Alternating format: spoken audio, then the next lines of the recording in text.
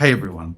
From what I can see online, it seems like some people are having this experience or have had this experience where they're deep into intense, sometimes pretty obsessive spiritual seeking. They get captivated by teachings or messages that seem to them like they're talking about how to be perfect, how to reach the highest state of enlightenment, or transcend the human world and the human experience altogether by realizing that's all just stories and you don't exist. And then they get the impression that the non-duality scene as a whole is pretty unhuman and ignores our basic, vulnerable and sensitive humanity. And it's true that YouTube is awash with anyone with a camera in their phone talking about this stuff from all kinds of different levels of personality and development. But if you feel like non-duality is a cult, with people saying, I'm awake and enlightened and you're not, or that non-duality is the absolute truth and all other spiritual teachings and practices are bollocks and have no real value, then you're either, one, listening to the wrong speaker, two, your YouTube algorithm is recommending a lot of underdeveloped speakers, three, you're listening to one person for too long and taking all their words as gospel instead of disregarding what doesn't resonate with you, or four, you're misinterpreting the message. Is there a danger to non-duality? Only if you listen exclusively to certain people, pedestal them as awakened beings, and fail to be discerning about what they're saying. Now, some people do fall into the trap of non-duality becoming a new dogma, a comfort zone, a spiritual cul-de-sac, where a new identity is created about being pure consciousness or there being no one here. But true non-dual understanding is not about clinging to any concept, or even the concept of being pure consciousness, pure awareness, or the idea that there's no one here. It's about directly recognizing our true nature and allowing that recognition to infuse all aspects of our lived experience, our beautiful and sometimes chaotic lived human experience. And while it's true that some individuals may mistakenly cling on to the concept of being pure awareness as a new identity, this is not an inherent danger of non-duality itself. It's usually the result of a tendency to create identities around things in order to separate yourself from others, which is a common trick of the ego, or a result of a misinterpretation of the message. True non-dual recognition isn't about creating a new identity or a concept to latch onto, but about recognizing the illusory nature of all fixed identities, including the one of being pure awareness, or attempting to discard identity altogether. The recognizing of our true nature as awareness is not meant to become like a new badge of honor or a special status. It's a revelation that transcends conceptual thinking altogether. When properly seen, it is actually dissolving the tendencies to create and cling to identities rather than establishing new ones. What often happens is the mind, in its habitual pattern seeking, tries to grasp onto concepts of being pure awareness and make it into a new special identity. But this is precisely what authentic non-dual teachings point us away from. If you believe with your mind that you are pure awareness and your confirmation of that truth comes from that belief, you've overlooked the pointer, which is pointing you to a reality beyond belief. It can be expressed as a belief at the same time as recognizing that true reality can't be boxed into a single belief or a concept. It's the simple isness which all beliefs and concepts appear. If someone claims a special status as pure awareness, they've missed the deeper implications of the message, because true recognition fosters humility, openness, a deep appreciation for the mystery of existence, rather than a new form of spiritual ego. The goal isn't to get rid of your identity or become pure awareness. It's to recognize that you already are that. You already are the goal. And this awareness is not separate from the fullness of your human experience. It embraces our transcendent nature and our embodied humanity, seeing them as non-separate aspects of the whole. This allows us to engage with and honor our sometimes ecstatic, sometimes painful human experience at the same time as recognizing our true nature is not dependent on it and ultimately beyond it. You recognize your human level self sometimes feel sensitive and vulnerable, at the same time as recognizing your true self to be completely untouchable.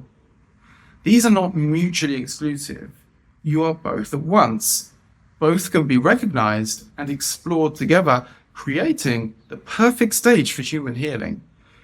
You see, if you were disappointed with spiritual or non-duality teachers and you thought they were perfect, enlightened beings, then you've made the mistake of projecting unrealistic, perfect, and impossible standards that no human could ever meet. And this expectation itself is a form of duality, setting up a division between perfect, enlightened beings and imperfect, unenlightened ones. You confuse the message with the messenger. Non-duality points out our true nature, which transcends personal quirks and human fallibilities. The human aspects of a teacher don't disappear, and a teaching can be profound even if the teacher isn't perfect. Some teachers have massive ethical and moral blind spots, at the same time as having a high degree of skill at pointing to certain truths. The idea that awakening makes someone perpetually blissful or immune to human challenges is itself a dualistic concept. True non-duality points to a recognition that transcends all experiences, including doubts and fears. At the same time, we recognize that many doubts and fears held in the body and mind can release as the recognition integrates and human healing happens. The recognition is unconditional and immediate. The embodiment in the way we think, feel, and behave happens in time. Every apparent person is at a different stage in this journey, and the journey is multi-layered. Some may be more developed in communication and confidence than you, allowing them to start a YouTube channel, for example. The same person may also have some ethical blind spots or emotional challenges that you've already overcame or seen through or never had to begin with. The tendency to pedestal, idealize, or believe certain individuals have the absolute and whole truth often stems from family or cultural conditioning. Many societies and religions have a tradition of revering spiritual leaders or gurus, and this cultural background can predispose us to seek out and elevate spiritual teachers. If we grew up in environments where authority figures were positioned or seen as infallible, we can unconsciously transfer this pattern onto spiritual teachers. Spiritual teachers are often presented in the media and themselves in social media as one-dimensional, idealized, reinforcing these unrealistic expectations. And the ego can latch onto the idea of following a perfect teacher or the possibility of being more enlightened than others as a way to feel special or more spiritually advanced. The recognition of our true nature as boundless awareness can be misunderstood as a state of personal perfection. And in many spiritual circles, there's a tendency to suspend critical thinking in favor of faith or institution. Teachers can seem like they have a mystical authority, leading to idealization and a focus on select individuals rather than using intelligent discernment, listening to a wide range of people, and ultimately sourcing one's truth from within. So a non-dual recognition actually dismantles these tendencies to idealize or pedestal anyone. It reveals the one consciousness that we are to be shining in and as all beings, just as equally, whilst recognizing our individual unique expressions. Some so-called radical non-duality speakers do bypass human experiences, and their message, if taken as gospel, can become highly problematic.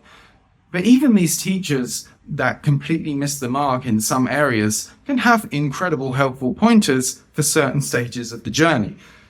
By consistently denying the existence of a separate individual and refusing to get lost in discussions about human experiences, they leave the mind with nowhere to go, potentially allowing all stories to drop momentarily, revealing the simplicity of what is. However, this approach isn't suitable for everyone. It can be a part of a more integrated, holistic approach that points to the immediacy of what is, the ever-present now reality that you are, unscathed by all emotional pain and experiences.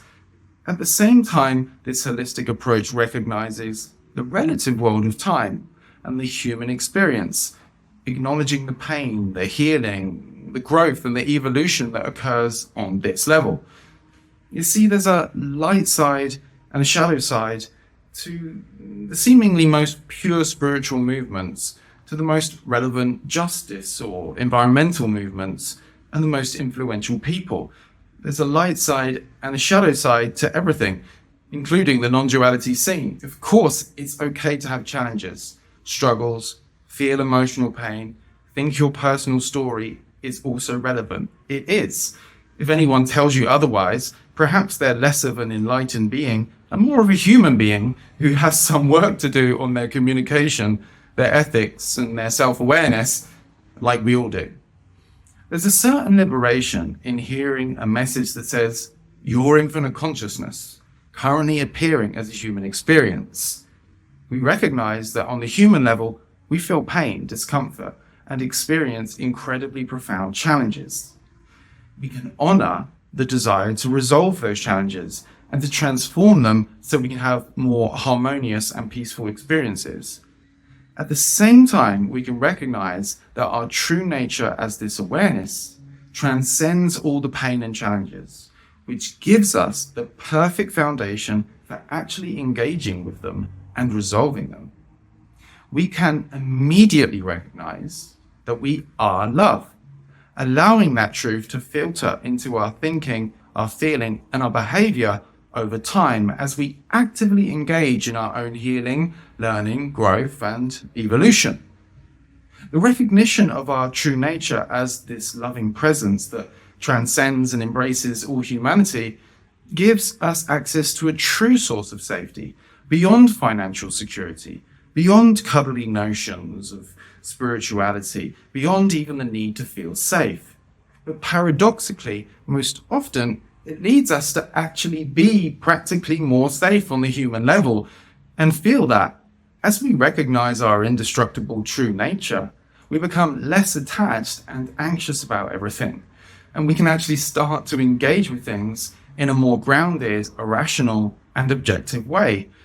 We can allow the intelligence of universal consciousness to naturally flow through this human form without being impeded by stuck emotions and limiting beliefs.